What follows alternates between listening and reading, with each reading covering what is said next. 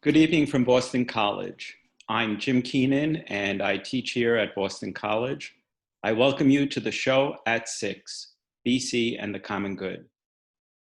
The show at 6 features friends and members of the Boston College community discussing a range of issues affecting our world today, all revolving around the theme of the common good. Topics include how the BC community is responding to the effects of COVID-19, to the enduring challenges of the marginalized, to our own resiliency and solidarity, and to the upbuilding of human dignity throughout the world. However, after the brutal killings of Ahmaud Arbery, Breonna Taylor, and George Floyd, we have decided to address questions on racism in each of our segments so that we can better understand how white privilege, anti-Blackness, white supremacy, and other forms of racism endanger the lives of our brothers and sisters. What holds each of the segments of the show at 6 together is the central insight of the common good. That is that the resources that humanity has and needs must be shared equitably. For instance, today each of us is called to promote the common good by social distancing, by wearing masks, and by washing our hands. These practices, like other forms of solidarity, are not only for our good, but for the common good. At 6:40, my co-host, Kristin and I will ask our guests questions from the audience. Members of the audience can pose a question before 6:40 p.m. via the Q&A button at the bottom of the screen. Let me repeat that. Members of the audience can pose a question before 6:40 via the Q&A button at the bottom of the screen. They should identify themselves by their name and relationship to Boston College. Now, before I introduce Kristin, I have to say that my original co-host, Maryanne, unfortunately has a health-related problem that is keeping her from being on the show. She greets us all, and unfortunately, she's not with us. But we have Kristin, who is a professor of theological ethics and director of graduate studies in the theology department at Boston College. She serves as co-chair of Catholic Theological Ethics in the World Church. Her own work related to this evening's panel includes her last monograph, Kinship Across Borders, A Christian Ethic of Immigration with Georgetown University Press, and a forthcoming volume, Christianity and the Law of Migration with Routledge. Beyond migration ethics, her research interests include moral agency, global ethics, and public theology. She taught at Loyola Marymount University and Santa Clara University prior to returning to Boston College in 2015. Kristin, welcome. Thanks so much, Jim. It's a pleasure to be with you all, in particular our panelists this evening. And we have the panelists' full bios on the website, but I'd now like to introduce them to each, invite them to each introduce themselves. And we'll begin with Maryanne Loughry. Thank you very much. I'm Maryanne Loughry. I'm an Australian. I'm a Sister of Mercy, and I teach part-time at Boston College. And currently I'm in Sydney because of the closing of borders, which is a relevant topic for today. I am a psychologist and I teach in the School of Social Work. In particular, in the School of Social Work, I teach in our global practice concentration, where I teach about migration and I also teach about global policy. I also have an affiliation with the Centre for Human Rights and International Justice. My work, which you'll hear, has been with Jesuit Refugee Service for many, many years. Thank you. Thank you. Next we have Alejandro Olayo-Méndez. Thank you for the invitation. I'm happy to be here with all of you. I'm Father Alejandro Olayo-Méndez. I'm a Jesuit here at Boston College. I teach at the School of Social Work. I am an assistant professor. I'm a Mexican national and I've been here for several years in the US. I'm happy just to work, to have the opportunity to work. I teach courses in social work about migration, refugees. I teach social welfare. and we are involved in different projects with social interventions in migration and refugee settings. Marcia, could you introduce yourself? Sure. So I'm Marcia Ryan. I work at the School of Theology and Ministry, and I'm the Associate Director of Supervised Ministry and Global and Community Engagement. I'm also a graduate of the School of Theology, and I work with students on their ministry practicums and global strategy for the school. Thank you. And Tom? Yes, thank you, and good evening. My name is Tom Crea. I'm a professor of social work. I'm also the chair of our Global Practice Concentration and Assistant Dean of Global Programs. I do research in various parts of the world, mainly Sub-Saharan Africa and Central America, much of which has to do with refugees and migration, and frequently in partnership with Jesuit Refugee Service. Thank you. Welcome. Kristin. Great. Thank you all for being with us. Just to get us started, Maryanne, could you give us a sense of Jesuit Refugee Service, its history, and then in the present, its major works and its scope? Okay, no, thank you. A pleasure to do this. I don't know whether people are aware, but this is our 40th year this year of existence. The Jesuit Refugee Service was started in 1980, November 1980, by then Father General Arupe. And many of you will have heard the name Arupe. He was the Father General with a very strong emphasis on social justice. And what happened at that time in 1980 was, if you were alive or if you can remember, it was when we had the boat people. We had the Indo-Chinese, large numbers of people fleeing Vietnam, Cambodia, Laos. And Arupe was very concerned about these boat people crossing into countries, being turned away from countries. He was also aware of what was happening in Salvador in particular. So what he did was consult with his the major superiors of the Jesuits about how the Jesuits could coordinate their efforts to assist these people. And it was so interesting in those days, he saw Jesuit Refugee Service to be established as what he called a switchboard, which was literally a switchboard just to coordinate efforts, offers of assistance amongst the Jesuits and amongst the different provinces who were in touch with these refugees. He didn't see that we would last for a long time. But the other thing that I want to bring to your attention, which I really love, and this comes from Arupe's letter setting up JRS, is he also asked the institutes of learning, so Boston College, Georgetown, to also join in this endeavor to do research so that we could look at what were the causes of people leaving their country. So from the very beginning, he wanted the universities, of the Jesuit universities, to be involved. So that was our beginning. We sort of lament that now 40 years on, we're still around. And that's because, as you know, there's so many more refugee crises in our world these days. We're in 56 countries. Often people say, which countries do we choose to be in and not to be in? We're still pretty dependent on where the Jesuits themselves are as to where we go. Our emphasis, our main work is education, which makes complete sense given the capacity of the society and the interests of the society.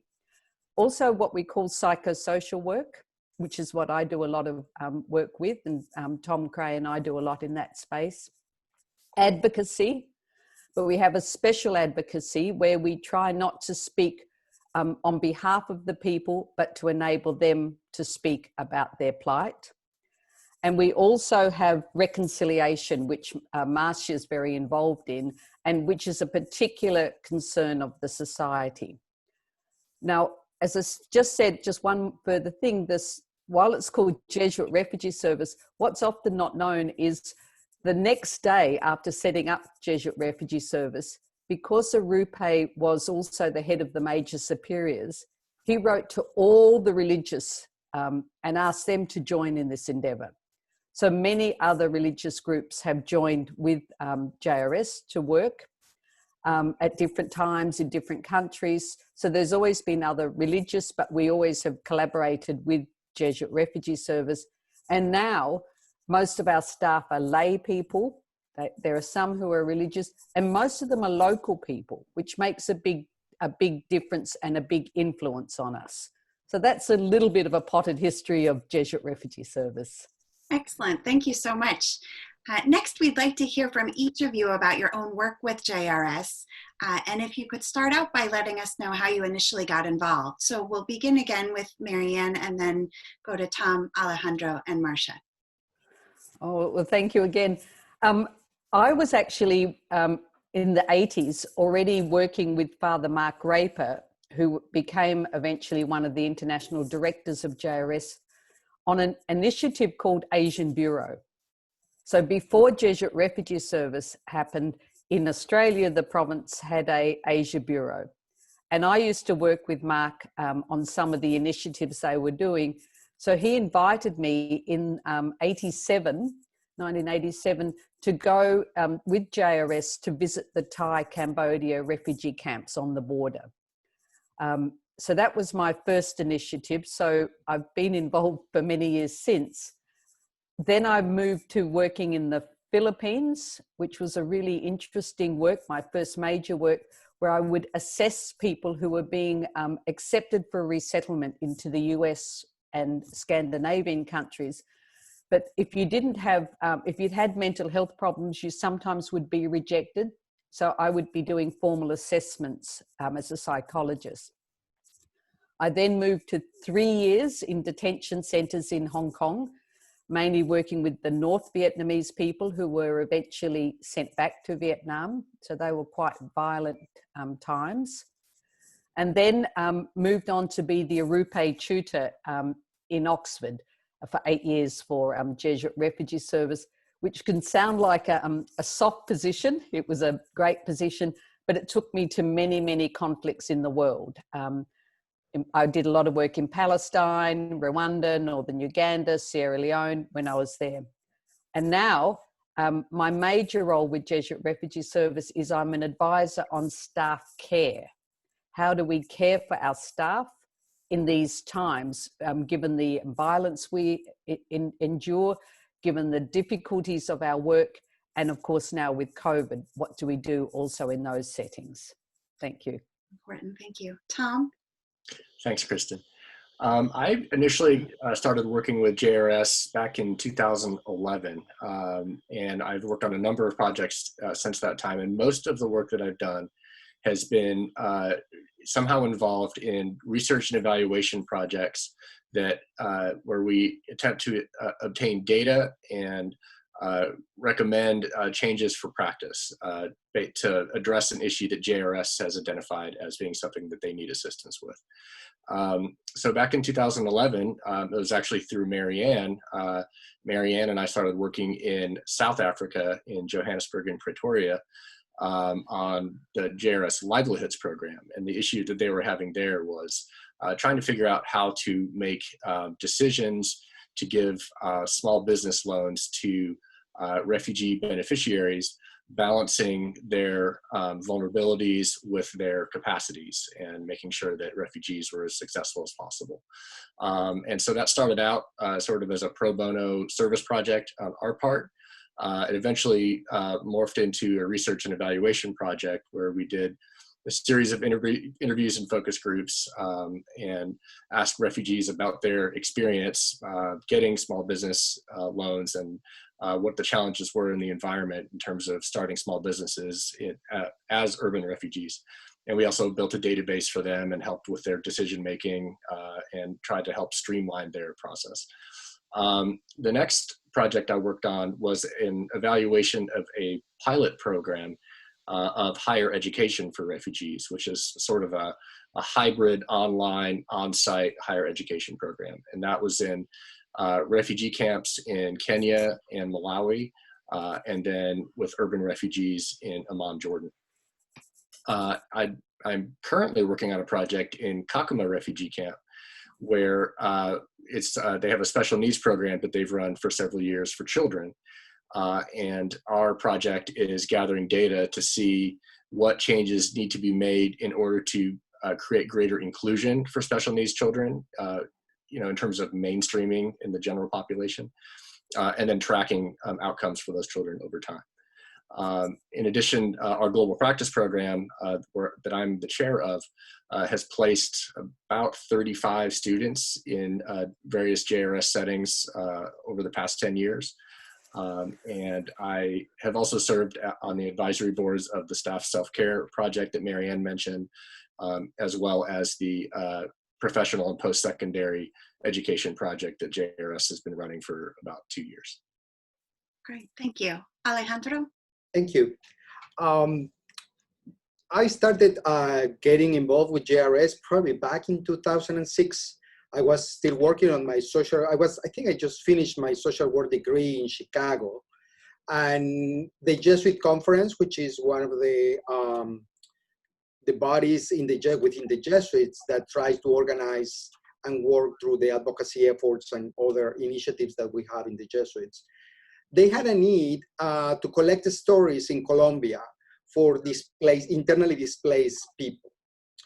And I got involved. I went down to Colombia for 3 months. JRS was kind of like the host, and we were visiting different sites in the mountains, deep into the Magdalena Medio region, which is, at that time, it was, there were a lot of conflict, there was a lot of displacement. The idea was to collect those stories to influence policy in a way, because there was at that time a ban for people who have, in a way, serve or provide support to groups that have been labeled as terrorists.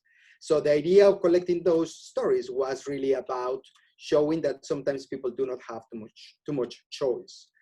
After that, it's 2010. Well, I went to Oxford to be trained a little bit on refugee issues because I was working with refugees from Afghanistan in Spokane, Washington.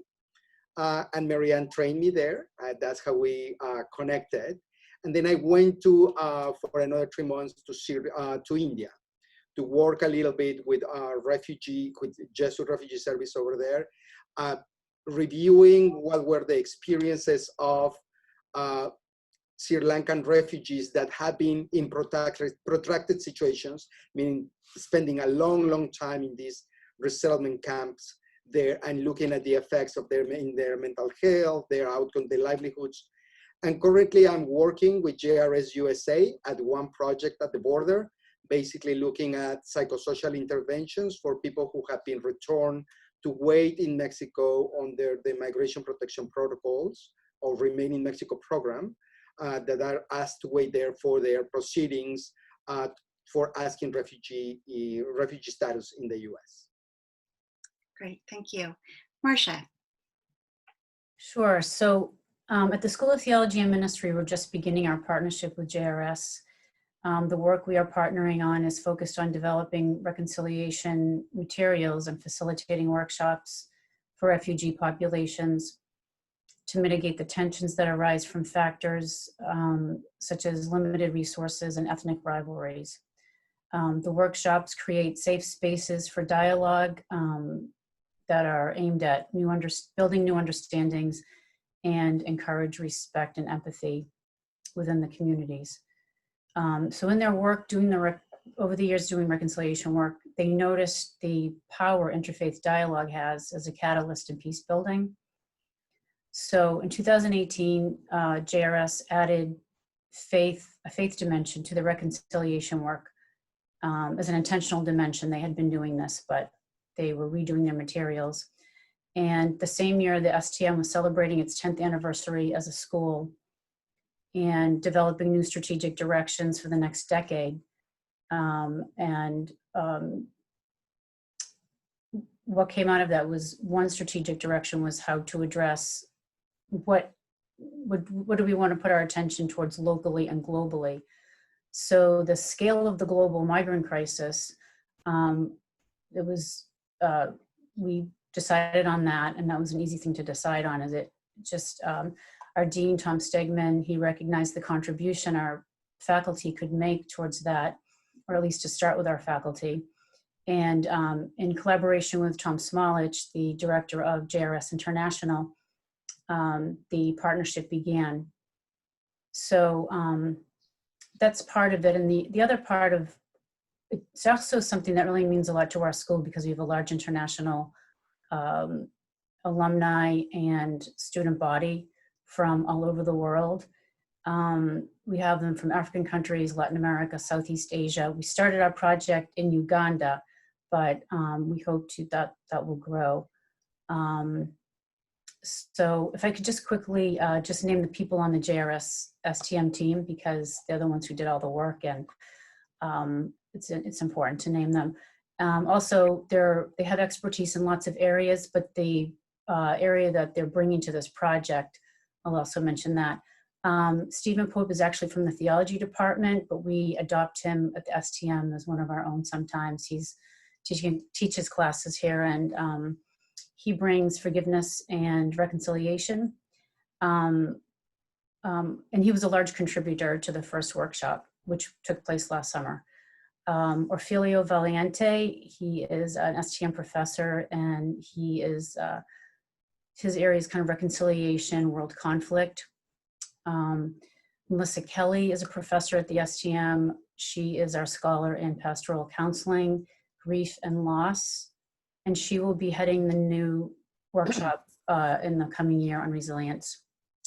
And then we made sure we had a Ugandan student on our team to help us contextualize the materials. So Father Matthias Wamala, who's from Kampala, he was a great help, and even the little nuances and things that we take for, we just assume that it would be okay. He really helped us with that, to point things out. Doc Miller is a friend of the STM, and he's done peace building work in the Middle East, so he was part of our team. And then next summer, Father Charles Mulwinda will be our Ugandan teammate. So those are the people involved in the project. Great, thank you. Jim?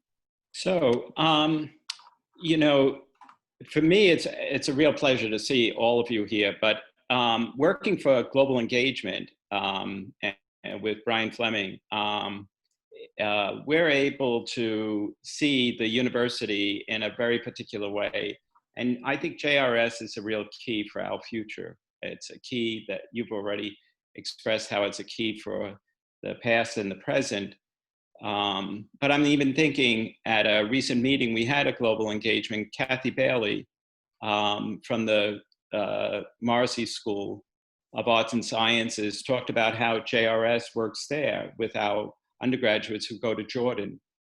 So there's a variety of different ways that JRS, whether it's at the School of Theology and Ministry, whether it's in the School of Social Work and other places, it's there. So this is a question about our future.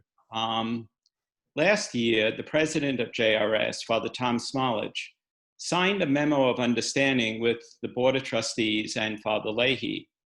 And he wrote that the scope of JRS's relationship with Boston College is the first of its kind with a Jesuit institution in the United States. Nothing specifically was spelled out, but it basically built a bridge between the two institutions. Could you tell us what your hopes for this partnership might be? Thanks, Jim. Anybody can answer. Yeah, thanks, Jim. I might make a start. As you know, we had an MOU in the earlier than this, and it was just between the School of Social Work and Jesuit Refugee Service. And that was, as Tom Crea referred to, that was so that we could actually have some of our interns, our students who were doing global placements, work with JRS and other initiatives that could evolve. We became very excited when Professor Gadenzi was able to help us with Father Leahy, to formulate a much wider MOU, because it was very apparent, as we've heard, that social work isn't the only school that wanted to engage with JRS. So we see this as a way of opening up a communication, and very much opening up Father Tom Smolledge, who I spoke with this week about this, being able to then reach out to BC when different initiatives arise or different concerns arise that he thinks BC might have the resource for. Maybe if I could give a small example, last year there started a discussion with the School of Nursing And the discussion was that we have in Angola a project, a health project, that is with elderly refugees who've been left behind and they're not going anywhere. So could the School of Nursing possibly resource or assist us to think through that project and where it should go? So it's what the MOU has done is open up the possibility of Jesuit Refugee Service reaching out to BC for its research capacity, its evaluation capacity, and also, in one sense, some of its personnel capacity. I think the question now for us at BC is, how can we then in turn also reach out to JRS and ask JRS how they might be able to assist and partner with some interests of BC. I certainly don't want to pretend that that's going to be easy. They're very different cultures. Often JRS is in an emergency mode or is in a fast turning over mode with a population that's on the move. So sometimes when we start engaging with populations, they've gone before we can actually come up with a response. And here at BC, we're a little bit more stable. But my basic tenet is it's opened up a whole pathway of resource both ways, and it will help very much with our concerns about social justice at BC and the common good, as you've mentioned. So to just help our audience and participants to appreciate some ideas that you may have, Tom, Marcia, Alejandro, would you like to chime in? Yes, I think from an academic perspective, I think the academy often gets accused of being in an ivory tower, and there's good reasons for that. And the traditional way of approaching an academic problem, at least in the social sciences, would be to take a theory, establish your research questions, and deductively move towards a research project that's very top down, and that you're then applying in the field. What a partnership with an organization like JRS does is it flips that script, so that in order to do the kind of research and evaluation that is most socially relevant and most relevant to the organizations working on the ground and most relevant to refugees themselves and beneficiaries of the work that JRS does, that as an academic, that forces you to open up your research agenda and listen to what is coming from the field, and then adapt your methods to address whatever issue or problem that the organization is bringing to you. And in doing so, you're making sure that the resources you bring to bear as an academic, as a university, are actually targeted towards a particular problem with the highest potential of being impactful on the ground. The opposite side of that is, because that's a flipped script, you have to then back into the academic setting and produce knowledge that is then generalizable and as rigorous as possible from a scientific perspective. And so that all of that implies having a close relationship with an organization like JRS, so you can have these conversations on an ongoing basis. And if there is an issue or problem that the organization brings to you as an academic, there's already a framework in place. And that's kind of the framework we've been building over the past 10 years. So that when something comes up, we have the infrastructure now to address that and problem solve and build a research program to address those issues. Thank you. Alejandro? Yes, I think that in that relationship with JRS, what has been interesting, at least for professional schools like social work, nursing, the School of Law, Theology, is we partner in concrete projects. So we have in several often we have field placements where students go to provide some support in particular needs, particular projects that JRS may have throughout the world. And part of the work that is needed in this partnership is working with JRS on how can we better prepare our students to enter into those environments. Mm-hmm. How can they be more prepared to understand the context, to understand the needs, to understand also what is in a way realistic, to to address. So you develop in a way with JRS, you learn to develop the initiative, you support the initiative. And it's, of course, there's a need for training on that.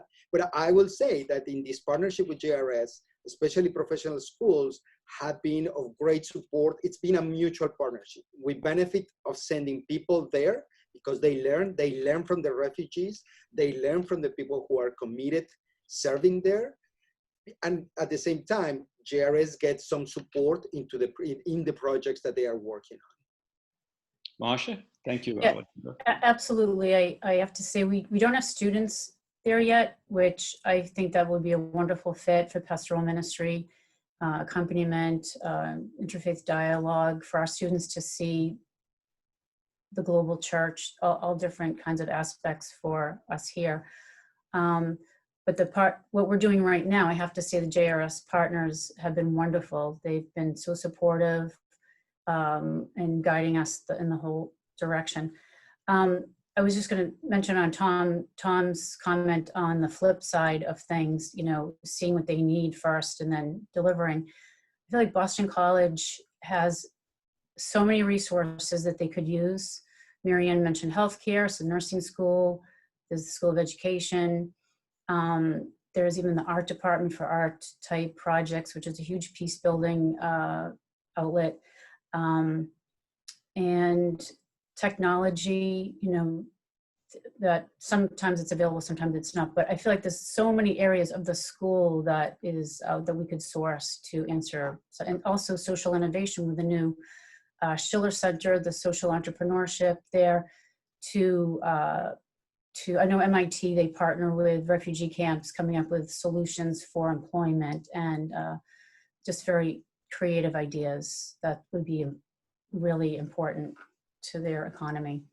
Thank you, Marcia. Kristin. In the spirit of Tom's suggestion that the JRS partnership invites us to flip the script, maybe we could turn to some questions about refugees and migrants themselves.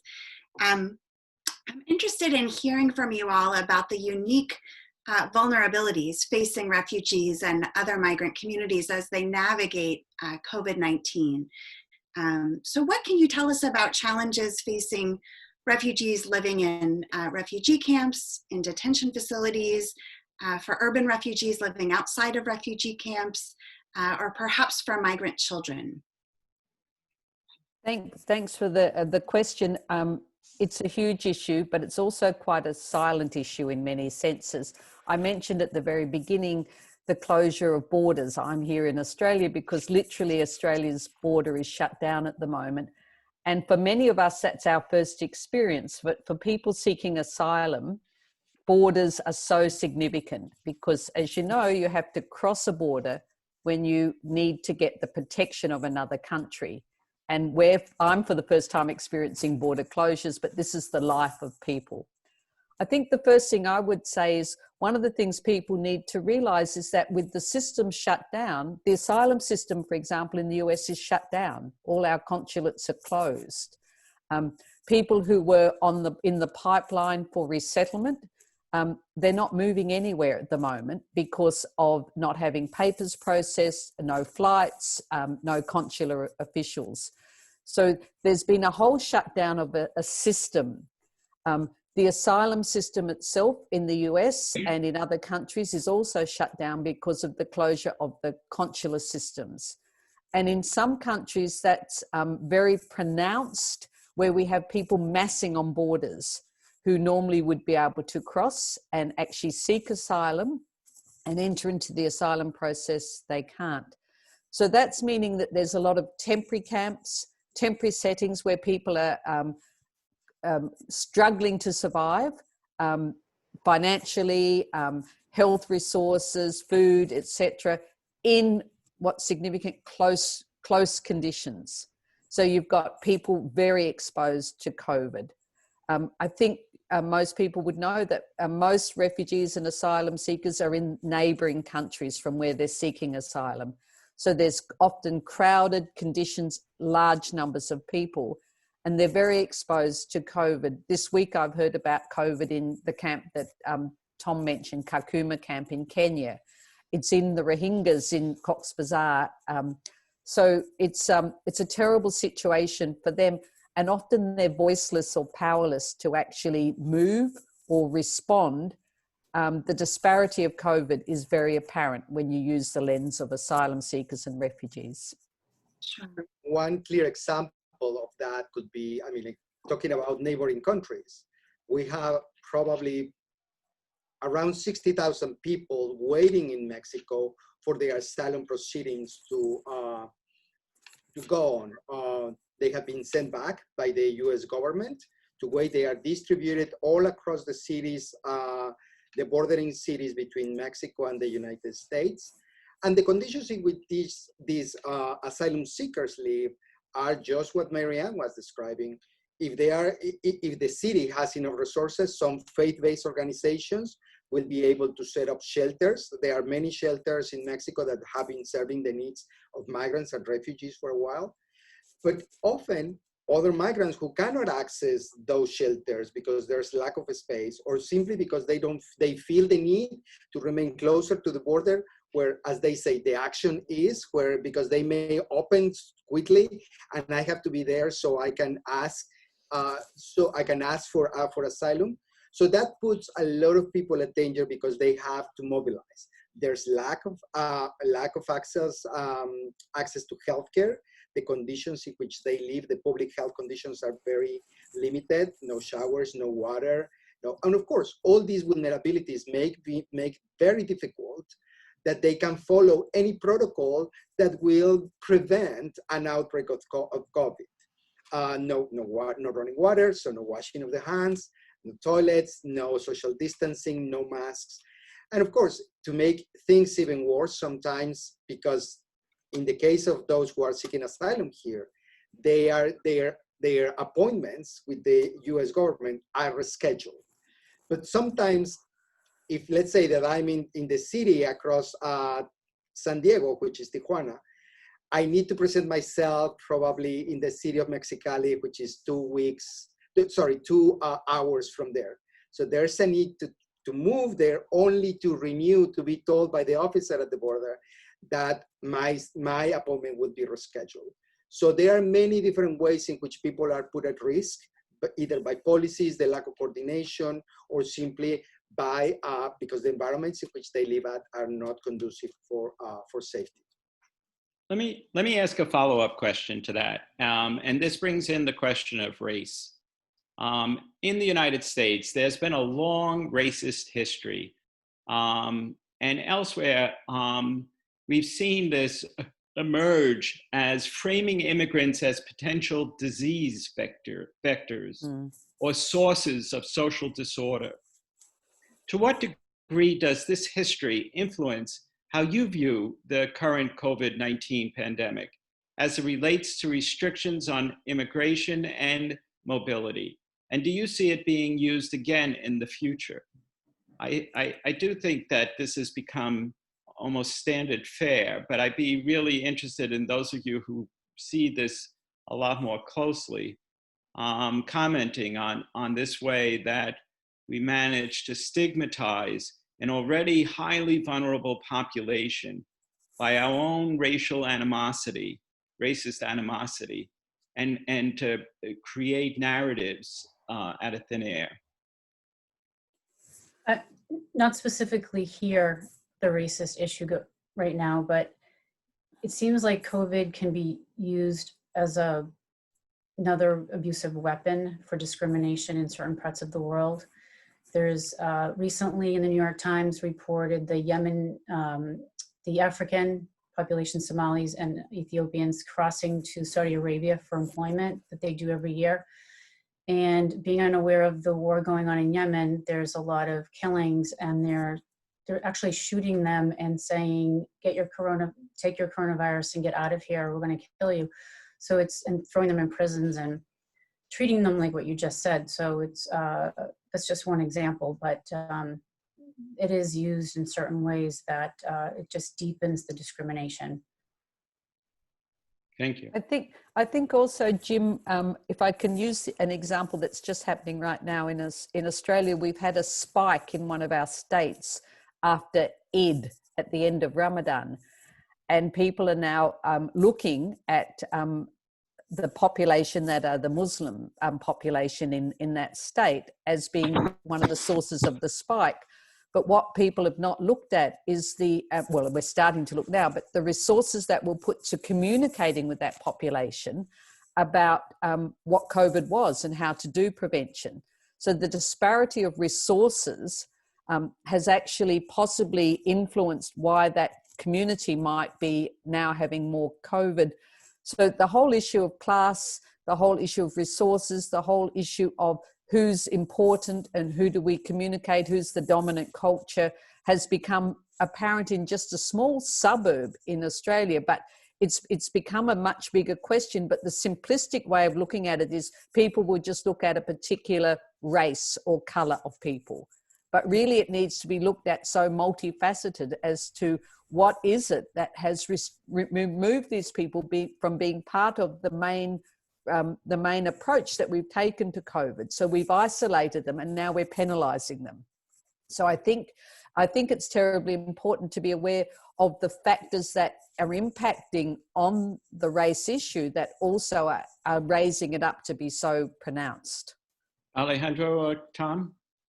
I would add that in the United States, before COVID, there was already language that was related to disease, such as vermin, and efforts to essentially dehumanize migrants, especially from Central America, in order to build up support for anti-immigrant policies. I think COVID has offered now the perfect instrument to exact those policies, because now you can connect an actual disease with what people have been attributing that disease being a vector of, which is a false connection, but I think it has really been used to drive forward that agenda. Yeah. And probably in a way what has happened also, I mean, I'm talking about probably the border, you see kind of like a discrimination of who has more resources or which countries receive more support. Let's say if there's a group of Cubans, they are much more better organized and they receive more. There's a better perception on their claims for asylum. The Venezuelans, the same, but some Central American countries are kind of like seen as the threat, seen as the disease, seen as the one who are rapists or criminals. Or so you have this discrimination that, I mean, you can make an argument that is not necessarily based on race, but you are making a discrimination of who can come under which claims, when all the groups, in a way, they are asking for the same thing, which is protections, because they are fleeing the environments where they are finding violence, poverty, and I mean, like a lot of problems. And this is happening right now at a time when the United States has more infections than anyone. So the irony is that where are the infections coming from? I don't think it's from the immigrants. No. So, I mean, this needs to constantly be said. Kristin. Sure. We'll now turn to some questions from the audience. Thank you for sending them in. Our first question comes from Kwasi Sarkodie-Mensah from the Boston College Libraries, who asks our panelists to address some of the work they are doing with parishes around the world. Writing, I know, for example, that the Archdiocese of Boston, through our Social Justice Office, invites speakers and church groups to the annual Social Justice Convention. So what about similar collaboration through JRS with other organizations and parishes? Thank you. Can I start with an example here in Australia with Jesuit Refugee Service Australia? The provincial here has started up a project with working what he calls bookends, looking at refugee populations, but also looking at our Indigenous population and what's happening in between. But part of that has enabled us to work with parishes. Jesuit Refugee Service has worked a lot with parishes in Australia.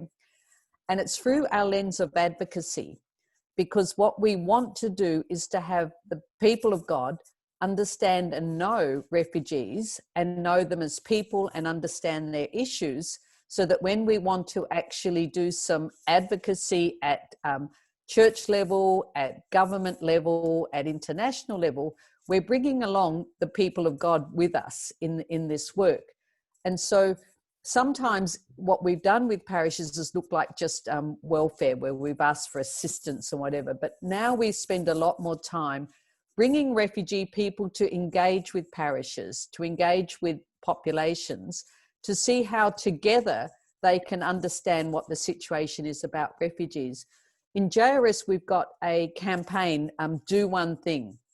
So we try to break it down into bite-sized responses, like identify a shop that's owned by a refugee family, shop there. Bring a refugee family who's happy to your school classroom and talk about their refugee experience. Those sorts of very sort of engaging opportunities that we call advocacy, but they're not that big level Geneva, New York advocacy, but they're advocacy at the, how can we engage with these people? And parishes are such an obvious place. Let them have a platform to speak. Let them become part of our sacramental program, and we get to know them, so that through the relationship, we understand refugees. So this has always been very important for JRS. Obviously, we've often focused on Jesuit parishes, but that it's not exclusively. Again, here in Sydney, the Diocese of Parramatta has been very generous. So we work very closely with the diocese in talking about and introducing them to the refugee populations. And I think it's, in that sense, it's also the desire of the parishes to reach out and to seek out those opportunities of engagement. Next door here at St. Ignatius Parish in Chestnut Hill, there's a group of people who work with immigrants and refugees, and they have been actively seeking, because I've been involved in those conversations, they have been actively seeking more information about it, the ways in which they can support, how can they learn more about refugees, about the situation at the border. But really the desire is to be better educated about the perception of refugees, about the situation of refugees. So I'd like to move to one other question, because we only have about 7 more minutes. But I want to ask you a big question that has lots of speculation, and just remind you again of 7 minutes. But it's heartening to see how Black Lives Matter protests emerging across the US and around the world have really affected a new consciousness. Statues of Confederate generals and slaveholders are being torn down. In Europe, symbols of colonial empire are falling in major European cities. We've seen King Leopold, for instance, get toppled in Antwerp. How can the movement for Black Lives Matter and for Black liberation and other movements right now inform how we understand justice for formerly colonized countries? What responsibilities do former European colonial powers or white settler states like the US, Canada, and Australia have when reckoning with their treatment of their colonial subjects, indigenous populations, or refugee and migrant populations? So you have 6-7 minutes. Any takers on that? It's basically to raise a question about these long-standing obligations of long-standing extraction, oppression, scathing conduct. I'll sound like I'm evading the question, but I just do want to say in response to that my feeling is that going forward, it's like all hands on deck. It's humanity, and everyone has to move forward and make changes as we're starting to do. And I don't know, for me to think about that, I feel like it's just so complex. I don't know, specifically to address your question, I'm not sure that there's a good answer. Maybe someone else. Well, I mean, Georgetown, for instance, had slaves that they sold, and they have a particular responsibility to respond to that. So this is about particular responsibilities of countries that reaped a great deal by the way they colonized, or by contemporary societies that actually have used the sweat of others' labors and have then said that we really don't want you here. So I think there are participants that have particular responsibilities. Maryanne? Yes, I was going to go out on a bit of a limb. I want to address Hong Kong. Hong Kong is emerging in front of our very eyes as there were promises post the removal of the governor of Hong Kong from Britain that what sort of agreements would stay in place, and they're collapsing before our very eyes. What we're seeing in these days is we're seeing Britain making offers of looking at visa options for people who are either currently in Britain and can't return to Hong Kong, or are in Hong Kong who may need to get out of Hong Kong. My country, Australia, is doing the same, looking at safe haven visa options. This could immediately impact on us in the US with our students who are Hong Kong students. Fear of returning, that they go back to Hong Kong, they won't have the protection of their country. So we've got a very immediate situation happening that could be impacting Boston College students as we speak because of the new laws that have just been signed on from China. But as you can see, and we'll see in the media, it's incredibly political. All refugee situations have a greater politic behind them. So that's a very emerging issue that's happening right now around a post-colonial agreement that was put in place. The other one that I just would immediately highlight is the King of Belgium this week apologized for their colonial times in the Democratic Republic of the Congo.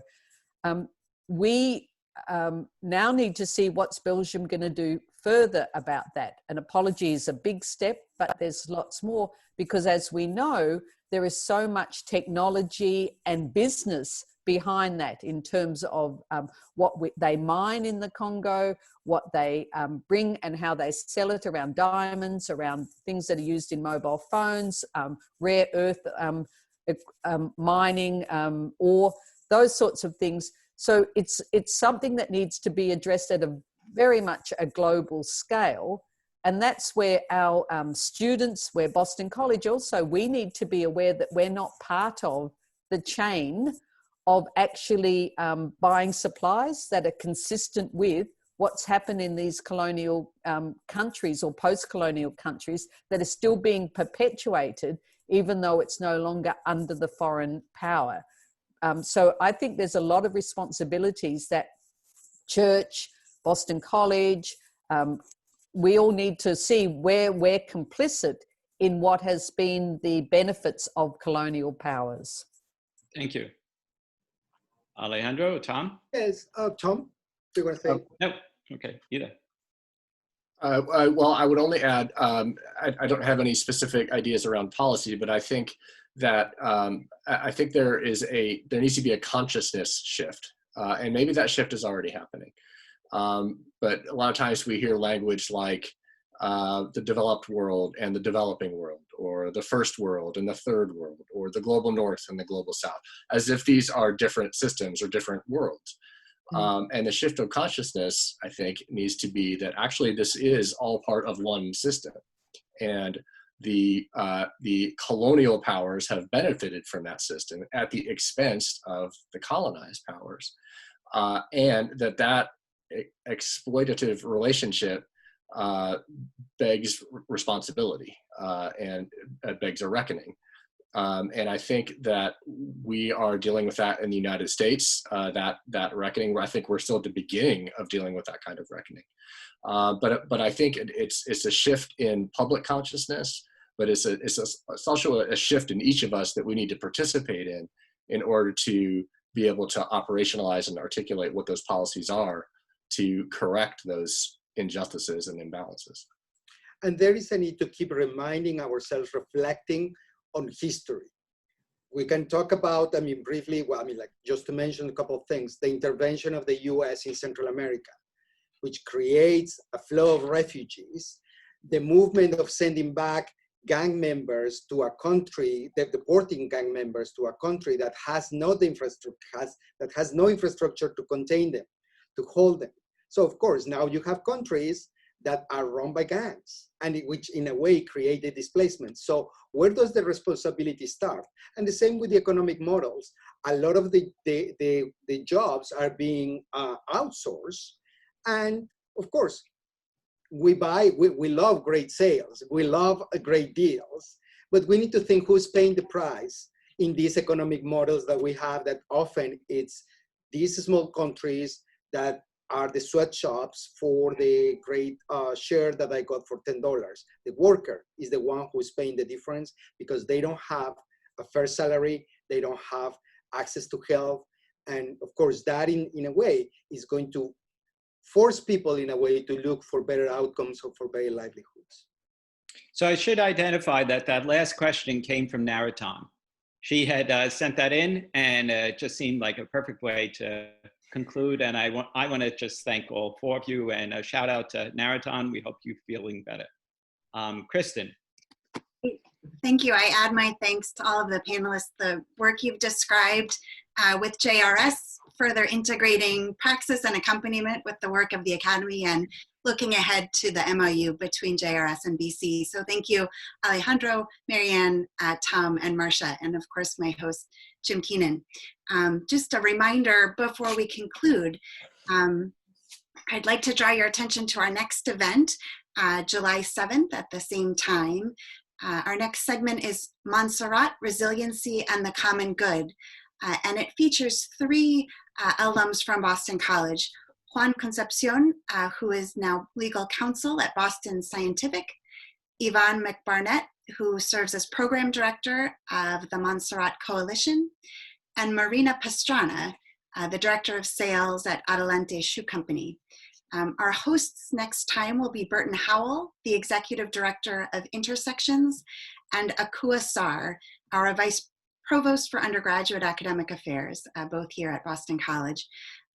So as a reminder, just like this evening, you'll need to go to the website to register to attend our next webinar. Each seminar has a different web link, so please be sure to register at our webpage, bc.edu/show@6. And while you're there, you can see not only what's coming up ahead, but also our archive of the previous segments that are all posted. So be well, stay safe, and good night from Boston College. Thank you. Thank you. You. Thank